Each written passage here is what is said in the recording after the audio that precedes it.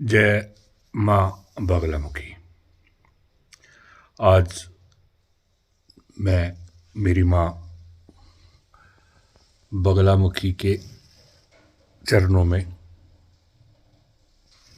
बैठकर सबके लिए प्रार्थना करता हूँ कि सब खुश रहे और सफल रहे। इससे पहले वाली जो मैंने एक वीडियो आप बनाई थी उसमें कुल देवी का था। बहुत से लोगों के फ़ोन आ रहे हैं कि कुछ प्रैक्टिकली बताओ, तो वो मैं नेक्स्ट वीडियो आपको दूंगा ज़रूर। हर चीज़ जो है शास्त्रों से भी मैं लेता हूँ और माँ बगलामुखी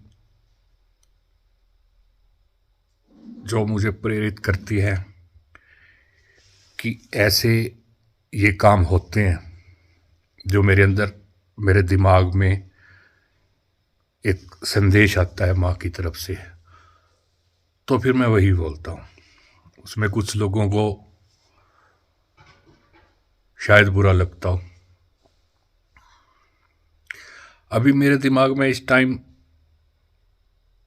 मतलब 3 से 4 टॉपिक कह रहे हैं। तो सबसे पहला जो मुझे माँ का आदेश हुआ उसमें पितृदोष का है कि आज से अगर हम 50 साल पहले की कोई कुंडली उठाएं तो पितृदोष बहुत कम आते थे और आज हर दूसरे बच्चा जो पैदा होता है उसमें पितृदोष पाया जाता है। तो मैंने माँ से पूछा ऐसा क्यों? जो संकेत आए, जो संदेश आया, कारण है।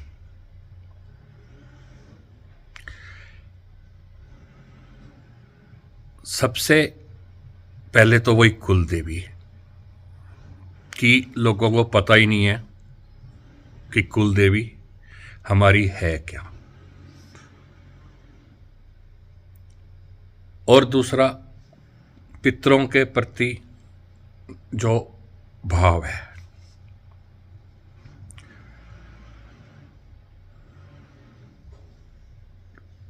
पहले 50 साल पहले, 40 साल पहले, 30 साल पहले और आज बहुत ही कम, मतलब 1 से 2% लोग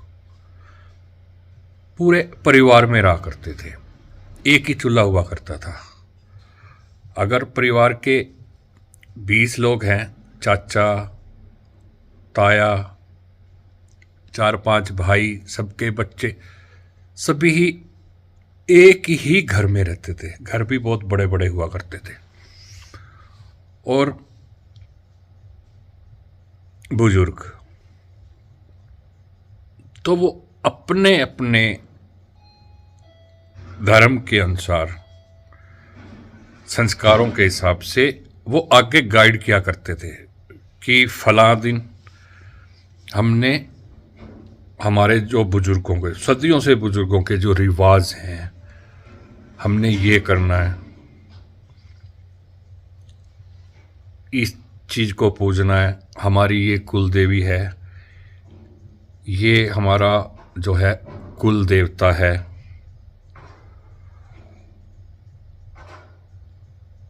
माताओं को जब मानसिक धर्म आता था, जब डेट आती थी, तो उसको किचन के अंदर, रसोई के अंदर प्रवेश नहीं करने दिया जाता था।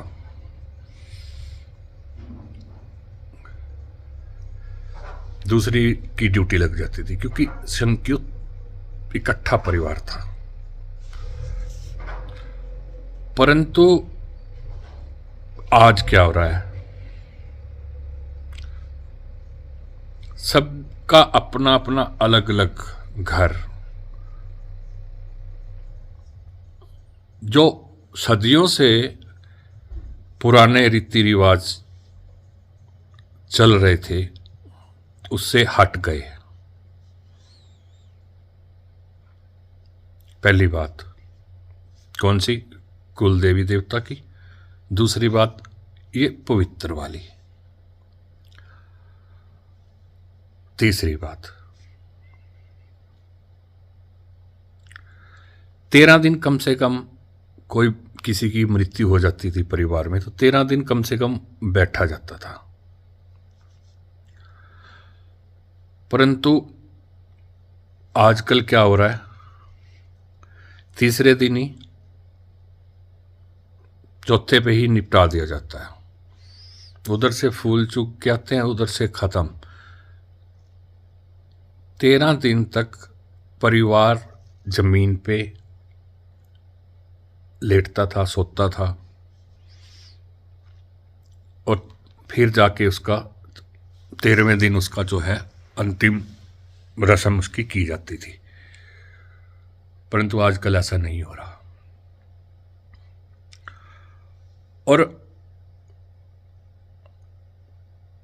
पितरों के प्रति नज़दीक, जैसे मान लीजिए कोई हरिद्वार जा रहा है तो हरिद्वार जाके पिंडदान कराएगा और उसके बाद छुट्टी। उनको पता ही नहीं है कि पिंडदान कहाँ कहाँ पे बुजुर्गों के होते हैं। बहुत कम लोग, 0.001% लोग ही, अगर घर में कोई मृत्यु हो जाती है तो वो उनका पूरा करते नहीं। कुछ लोग तो मानते ही नहीं है। यही कारण है पितृदोष होने का। 99.999% अगर किसी बुजुर्ग की या किसी भी सदस्य की मृत्यु हो जाती तो वो पूरा नहीं कर पाते। जहाँ जहाँ उनके पिंडदान होने हैं नहीं कर पाते। पितर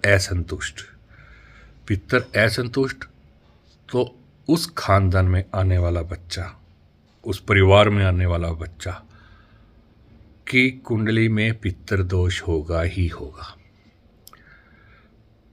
मेरे ज्योतिषी भाइयों, कोई 50 साल पहले की कुंडली लेना, 100 में से एक व्यक्ति को पितृदोष, और अब इस टाइम 100 में से 80 लोगों को पितृदोष, 80 से भी ज़्यादा। ये है पितृदोष होने का कारण। तो इसको सुधारा जा सकता है। अपने बुजुर्गों से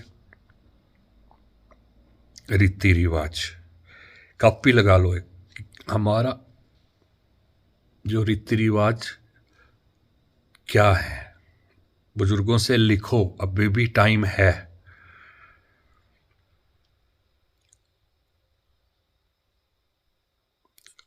और कोशिश करो इकट्ठे रहो। परंतु ये मैं नहीं समझ पाऊंगा कि अभी कोई भी नहीं समझ पाएगा अभी इकट्ठे रहना है। सबके अपने अपने अलग अलग मकान है। चाचा अलग रह रहा है, ताऊ अलग रह रहा है, एक भाई अलग रह रहा है, मैं कहाँ रह रहा हूँ, मेरा भाई कहाँ रह रहा है। सब भी अब ऐसा हो रहा है। परंतु जितना बचा सके बचाओ, ताकि आपके बच्चे, आपके बच्चों के बच्चों को आपके कारण ऐसा जो है भुगतना ना पड़े।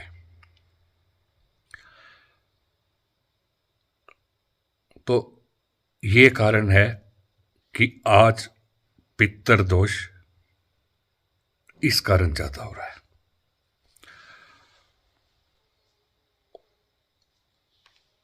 अभी भी आप अपने पितरों के प्रति जो भी है पूजा पाठ, जो लोग पंडित करते हैं, मैं तो करता नहीं हूँ। पितरों का जो स्पेशल पंडित हैं इसके अलग से करवाओ। गया जी जाओ, हरिद्वार जाओ, पेवा जाओ, फल्गु जाओ, जहाँ आपके जो बुजुर्ग जहाँ जहाँ जाते थे।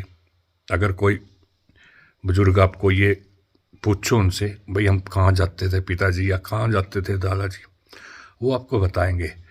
तो आपके बच्चों का या आपके पोतों का या पर पोतों का भविष्य बिल्कुल जो है